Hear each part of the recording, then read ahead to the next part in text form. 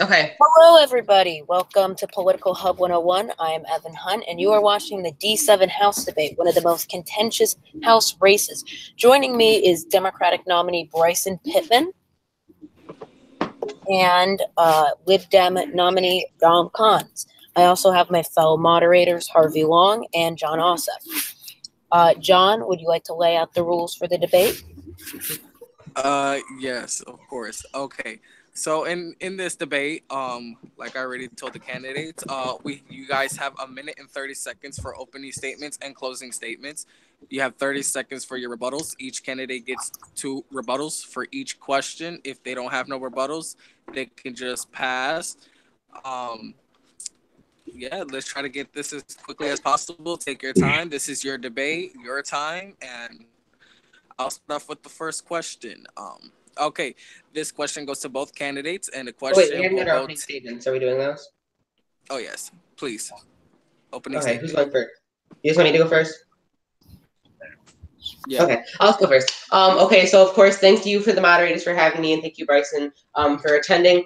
I understand that there has been some controversy that I jumped into this race as a third-party candidate, especially so late into this race after I had already claimed that I would not be running as an independent. I'm actually not running as an independent, as many people think I am. I'm running as a liberal Democrat after I was invited to accept the nomination by some members of that. When I call myself a progressive in this race, I'm not calling myself someone with liberal policies that is trying to push that agenda towards D7. I'm calling myself a progressive as someone who wants to push America in the right direction and give America the correct progress it needs to let every American have the same opportunities, let every American have a good life, and so on and so forth. So thank you for having me, and of course, Bryson, thank you for attending.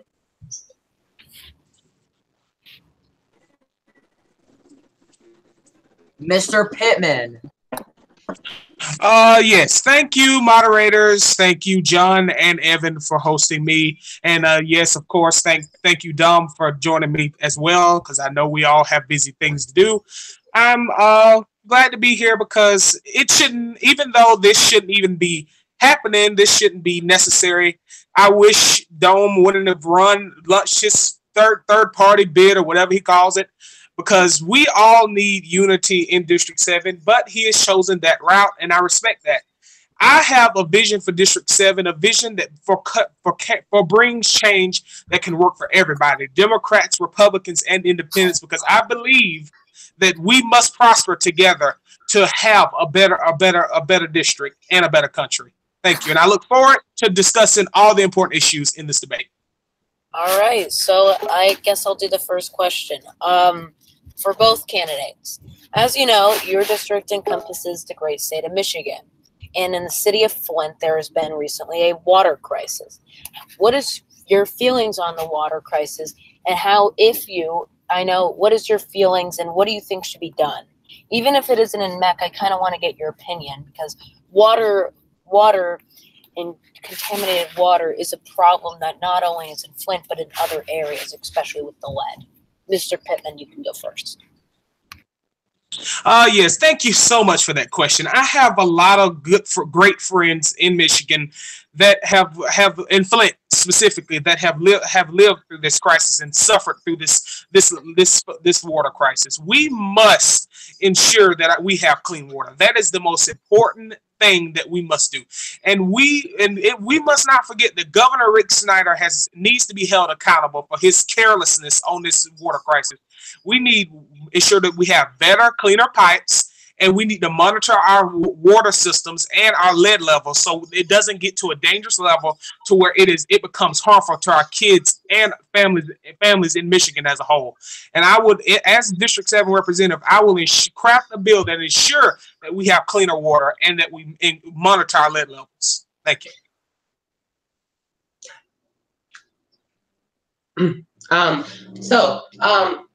For the Flint water crisis, I do agree with Bryson. Governor Rick Snyder should be held accountable. Instead, what he did was he blamed his colleagues, and now several of his colleagues are in jail instead of him. And it was actually his decision to move the Flint's water source from the Detroit River to the Flint River. It was just the city council that voted yes on it. Since it was Rick Snyder's decision, he should have taken the initiative to test the water, make sure that it would be safe, make sure that it didn't hold any contaminants of any kind that possibly could have caused harm to Flint and its citizens. I actually live about 100 miles south of Flint. Going to Flint and every so often is not rare for me. I will say now that the water is it's getting better and better. There are still some parts of some worse than others, but believe it or not, I have actually written a bill in the past. Mr. Harvey Long has actually seen the bill before in one of his other groups. I called it the Clean Water Act of 2018, and what it did was it pushed forth guidelines that every community in the United States would have to test their water source every so often to ensure the fact that there would not be any contaminants in the water that would harm any people or any citizens. And it also would put charges against any government, it would put charges against any government who decided to not take action. It would take charges against any physician who found lead inside of a child or a person and decided to not take action against the local government and report it. And it also just keeps harm out of people's way when it comes to drinking water, which is in their day-to-day lives.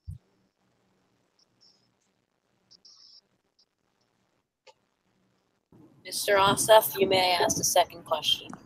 Okay, thank you, candidates. Well, this question goes to both candidates. This topic is, well, this question is very, very informative by every member in MEC, and we want to know your opinion on it. So we'll start this one off with Dom. So the question is, would you support universal health care or a single-payer health care, and why? I actually would support a single-payer healthcare, and that is because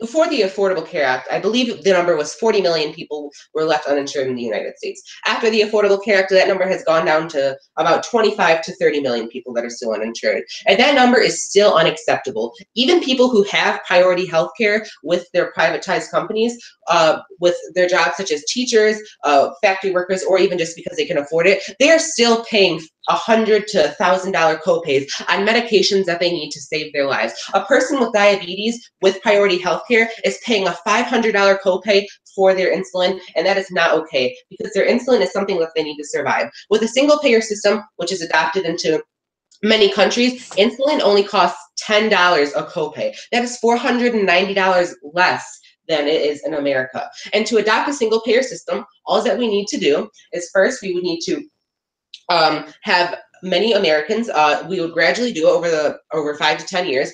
Americans would gradually sign up for Medicare, and as it would go on, Medicare would eventually start adding more privatized things, such as prescription drugs. A lot of people have to pay for their prescription drugs out of pocket, or sometimes it is covered by their health care. We would start covering things such as hearing aids within the Medicare for All plan as time would go on, and as time would go on, we would also start allowing more younger people, and that would eventually go into a universal health care that everyone in America would have access to if they were signed up to it. And they would be paying very little co-pays for the medications that they need to save their lives, while also having access to the greatest medical care they can get. Okay, thank you. Bryson? Yes. What Dome said was so inspiring, and it was just so wonderful, and rainbows. So I would love to have health care for everyone, but as we know, single payer is just not the right way to go. It is not even the smartest choice. I mean, we don't do research on single payer. We don't even know what it will do to the markets. We could be taking a gamble with single payer. What I would support is a universal healthcare based system that guarantees healthcare for all and the right to have healthcare with a public option. That is the right way to go, because as we all know, the insurance companies are ripping people off with these plans that don't help them and cover all their problems, and they don't solve anything. And when the person gets sick, the insurance company just wants some more and more. And that's not right, because I believe everybody deserves healthcare. Healthcare is not a privilege, it is a right, and I believe we should let that as is. And I also believe that a single payer system, once again, as I said at first time, it is not physically liable, and it is not the right way to go. It is too dramatic. I don't support government-run healthcare. I want the people to choose, and I want free market healthcare. That's what I want. Okay. Thank you, candidates. My question is directed to Mr. Pittman. As you know, you ran your candidacy for D7 under the notion that a vote for Dom is a vote for Trey. You mentioned that in one of your polls and speech that you made in your home state. Correct me if I'm wrong. Do you think you have the character or the ego to be representatives, a part of the House of Representatives, when you have had previous tensions amongst people in the House of Representatives, including incumbent Representative Cranfield? Do you believe that your leadership, your courage, and your character would be enough to come into office despite the tensions you've had before? Well, that's a good question, and thank you for asking that. And yes, I did say that a vote for Dome is a vote for Cranfield. It is, and I'm not going to back away from that. Secondly, what you were saying is my ability, just because I have personal spats with people, that affects my ability to be an effective congressman. I just don't believe that. Of course, I've stepped on a lot of toes in MEC, and I'm not going to lie about that. But if I get to Congress, I'm going to work with everybody, and I'm going to make sure that we get common-based solutions that are going to help the people of District 7. I'm not worried about personal spats, because we all have personal spats, and it's nothing. I want to help the people. This is not about me. This is not about Dome. It's not even about Trey Cranfield. It's about the people of District 7. And I believe that if I get in Congress, I will be able to work with everyone, because we all have a common purpose of helping the people, and that's what I want to do. Follow-up question. Many people have been telling you for the past few days to drop out of the race, with recent polling saying that you have 26% on average. Do you... Because of fraud votes by unnamed source. Let me just comment. There is no proof of any fraud vote. Okay, no. This is his question. This is not your question. You can talk when I'm finished talking. I'm going to also fact check you. Even if you remove the alt, it's 29%. Now, my question is, do you believe in your... That is a lie. It's not a lie. I actually did math. Yes, it is. Harvey, they're your alts, okay? Let's just get that out of the way with. They're your alts, and frankly, it's just a fact. Ricky, me and Ricky talked earlier, and it's just the truth. Now finish your question. Actually, you don't have any proof to say that it's my alt or my account. Oh, okay. Well, sure. Yeah. Well, we all don't. We're all stupid, right? Okay. Yeah. Surely continue to follow up. My question is, what are the chances of you dropping out? I haven't heard any calls for me to drop out, and nor will I ever drop out. I'm not dropping out. I'm on the eve of the election. Tomorrow's the election. There's no way. I'm not going anywhere. Fact checked. You said nobody. You've never seen anyone tell you to drop out. Well, 52 minutes ago, I told you to drop out. Harvey Long, that is your opinion, because you are a Dome supporter, and I frankly don't give a damn about your opinion. Next question. Right. Dom. First, I would just like to say I do not like the fact that Mr. Pittman is accusing me of having fraud votes, especially without any proof. It is indeed that in MEC there are alts who do decide to vote on other people's polls, but that is evenly distributed through each three candidates. And I will admit that I do have a lot of newer members who support me, but that is because that I have the I am very friendly with the newer members. I make sure they all get registered to vote. I make sure they all stay active. And as you know, I recently founded my new group, Don's Campaign Head Start, which is dedicated to helping newer members get into elected office inside of MEC. And a lot of these newer members, it is not hard to think that they are alts, because a lot of them have few posts within MEC. A lot of them aren't very active because they don't have the encouragement to actually get out and vote. But with me, they do have that comfortability to get out and vote, because I'm actually friendly with them. I interact with them. And as a result, Mr. Pittman likes to think that they are all alts. And yes, as I said before, I will give it to him. There are alts who do vote in people's polls, but it is extremely unfair to claim that it's Mr. Long's fault that there are alts in the polls, that it is my fault that I'm causing fraud. Those are all false accusations, which are not okay. I never accused you of having. I have never accused you of your own fraud votes. I was accusing. I made an accusation against Harvey, so there you were wrong. Bryson, chill. I have 2 fact checks, one for Dom. Of course. Excuse me. Now, you mentioned that there were fraud accounts and those had very little posts. I mean, I'm sure. Haley King, who's been in Mech for a week now, has barely gotten any posts, and we don't call her an alt. But Bryson, you mentioned that there were many people that were just voting for Dom. But if you were looking at the polls and you actually looked at the people who voted, I found 3 to 2 alt voters on your name. I found. Please give me a break.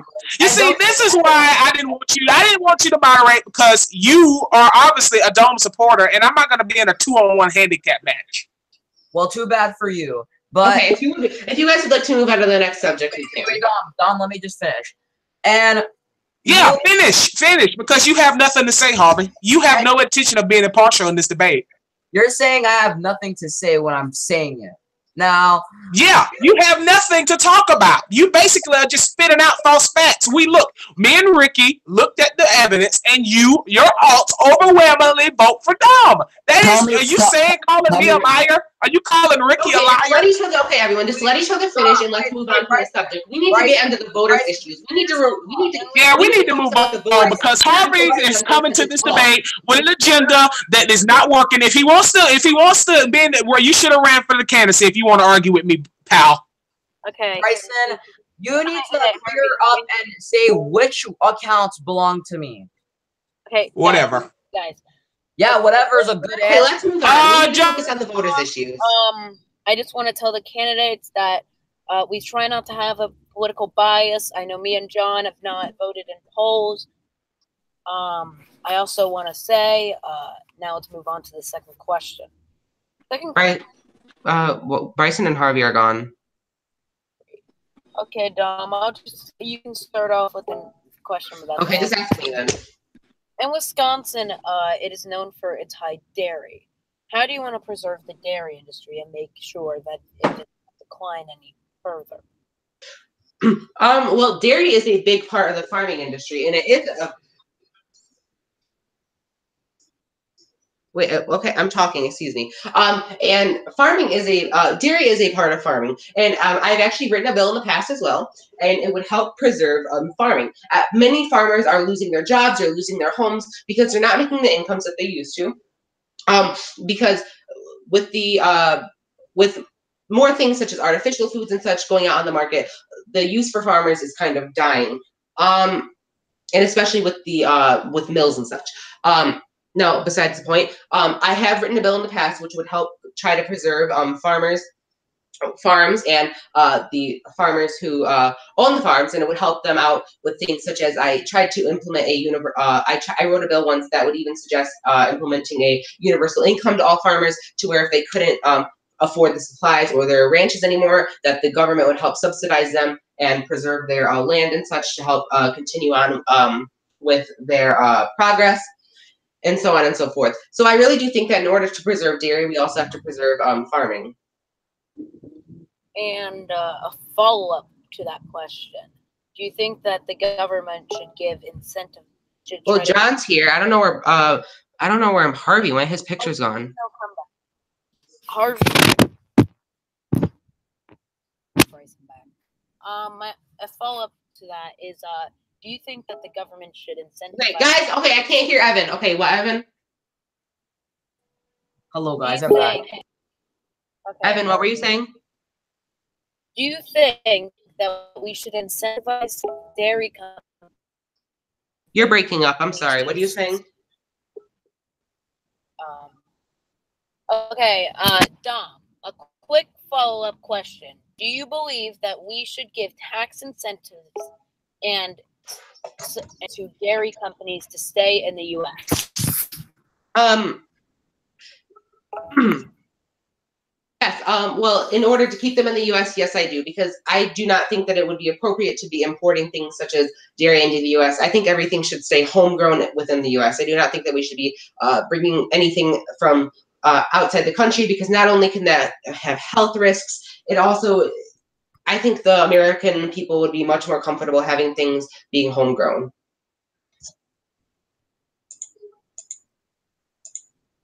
And since Harvey's not, so candidates, do you want to ask follow-ups to Dom about the question?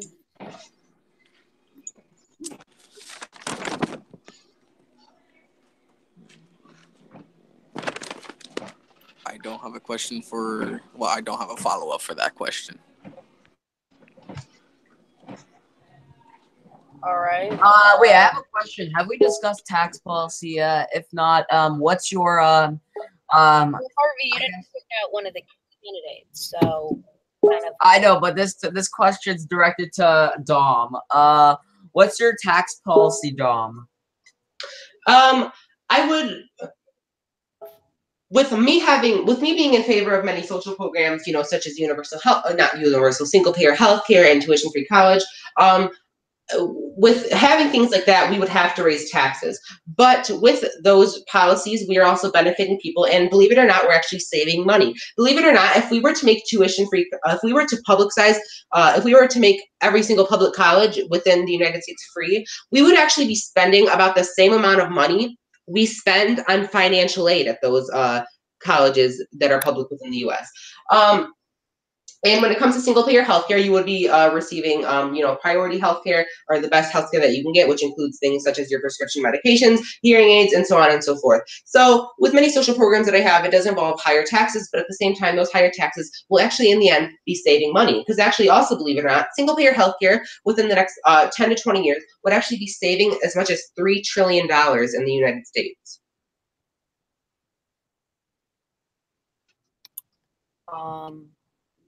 Okay. Breaking news, guys. Candidate for D-7, Bryson Pittman, calls House of Representatives moderator a RC. You can fill in the blanks. Is he still here? Is Bryson still here? No, I'm trying to get him back. Kind of stalling with the questions. Bryson Pittman wants to be added back to the chat. Then did you guys kick him? Harvey did. Harvey, don't kick him. It's a debate. Harvey, I know it's a debate, but he freaking talked over me, and even when I was fact checking him, which is what moderators do. Add him back to the call.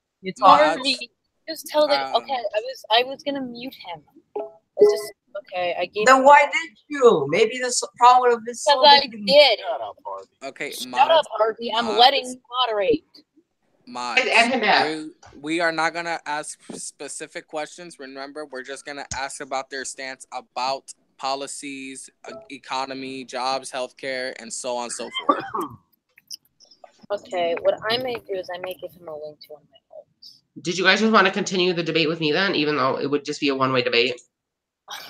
Sure.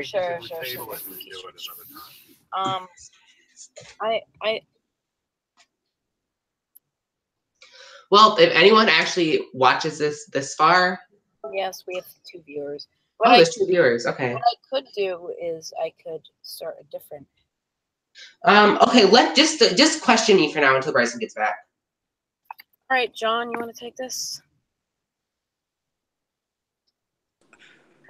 Okay, all right. Let's just get on to one of my questions. Okay, so Dom, members in Congress are finding a way to pay for American infrastructure package. As a representative for District 7, what is the solution for this this financial problem to find a solution for an American infrastructure package? So are you asking how will we find the funds for this? Exactly. Well, you see, there are a lot of unnecessary fundings that take place within the United States. Am I correct when I say we've actually already cut the military budget in NEC by 20%? I believe so. Okay, well, if that is true, then I don't think that it would be appropriate to take funds from that unless it would be deemed to also be still high. If it were to ever come to the point where it would be the military funding is still high enough to the point where we would have some leverage with it, I would propose possibly maybe a 5 to 10% cut, as well as halting of things such as the F-35, which, if you don't know, is an aircraft that is constructed by the military, which costs up to $95 million every time it is made. We already have 300 of them, so we've spent numerous amounts of money on it. And I just don't think that's appropriate, especially since they're only used several times before they're retired. So we have many useless things that we're spending money on in the United States system. Of course, I can't name every single one off the top of my head, but if I were a District 7 representative, what I would do is I would look at what we're spending money on, look at, is it doing any good, is it doing any bad? Would it be possible to take some funds away from this? And if it is possible to take some funds away from this, I would take it away from it, as long as it's not hurting anything or anyone. And that is how I would be able to help fund an infrastructure bill. Okay, okay. You can finish. Oh, Guys, I have a follow-up question for the question. So, would you consider defunding some departments or programs, or would you consider cutting off U.S. aid and military assistance to foreign countries? As much as I would try to be as much as I like to think of myself as a non-interventionist, and as much as I want to be a pacifist, no, I would not do anything such as cutting off aid from other countries.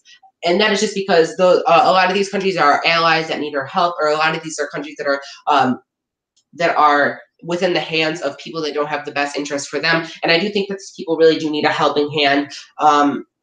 Maybe, as I said, if there was some leverage, maybe if they're being maybe if we were able to cut maybe a small percentage, 2 to 5% or something such as that, I would. When it comes to taking money from certain departments, a lot of our departments are already underfunded as is, especially the education department. In my eyes, I have heard that the MEC education department, its budget now is actually $90 billion. I'm not sure if that would be sustainable or not, especially since I don't really have any look into what the education system would look like with a $90 billion budget.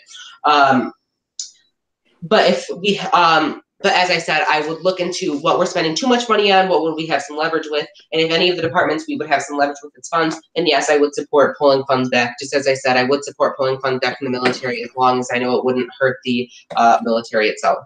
Okay, I got one last follow-up question.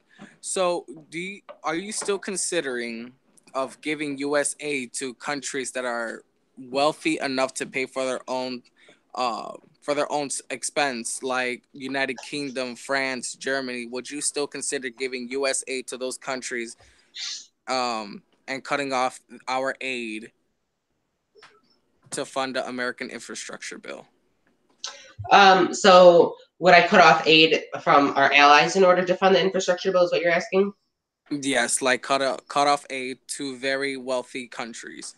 That would definitely depend on the situation. If it were in a point where it was a dire need that they needed our aid, no, I would not, because they are, as I said, a very close ally to us. But if it were a period of, maybe where they were doing fine, and they didn't need any aid or anything such as that, then I probably would be fine with cutting off, and not 100% of the aid. I would be fine with cutting back, as I said, a percentage of the funds with what we need. But I wouldn't want to only get the infrastructure funds from cutting off aid. I would also like to get it from taking money from places where it's being spent unnecessarily.